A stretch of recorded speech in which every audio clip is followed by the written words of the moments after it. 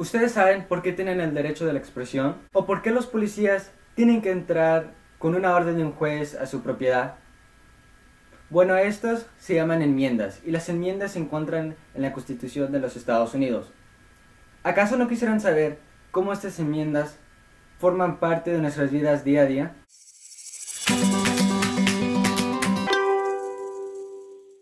Pero antes de empezar, tendremos que saber cuál es la diferencia entre una ley y una enmienda. Una ley es cambiante y no forma parte de la Constitución de los Estados Unidos. Las leyes cambian conforme como cambian los pensamientos del pueblo, los tiempos y los pensamientos de los legisladores. Las enmiendas, a cambio, no son cambiantes. Estas enmiendas se escriben en la Constitución, un artículo que también no es cambiante. Estas enmiendas no nomás son diferentes porque se escriben en la Constitución, sino también porque estas enmiendas limiten a las leyes. Si alguien decide pasar una ley legalizando la esclavitud, esto no se pudiera hacer, por la razón de que ya hay una enmienda en la Constitución que prohíbe la esclavitud. Pero ¿cómo llegan estas enmiendas a nuestra Constitución? Bueno, hay dos métodos. El primer método es donde la Casa de Representantes y la Casa de los Senadores pasan la enmienda con 2/3 del voto en cada casa, donde después será llevado a las legislaciones de cada estado. De ahí 3/4 de los estados tendrán que aprobar esta enmienda para que después sea agregada a la Constitución.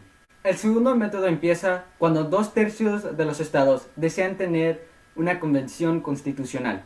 Y después de esta convención, 3/4 de los estados tendrán que aprobar estas enmiendas en sus propias legislaturas para que después sea aprobada y agregada a la Constitución. Algo muy interesante sobre este segundo método es que nunca se ha usado y que no involucra al gobierno federal. Este proceso nomás se lleva a cabo por la propia iniciativa de los estados. Otra diferencia entre una ley y una enmienda es que la enmienda es mucho más difícil de agregar a la Constitución que pasar una ley. Y un resultado es que las leyes son más fáciles de cambiar. Pero si estas leyes son más fáciles de cambiar, ¿por qué en más de 20 años no se ha cambiado una ley migratoria? El día de hoy, las dos casas en el Congreso están dominadas por un solo partido. ¿Pero acaso se ha hecho una ley para cambiar el sistema inmigratorio que tenemos el día de hoy?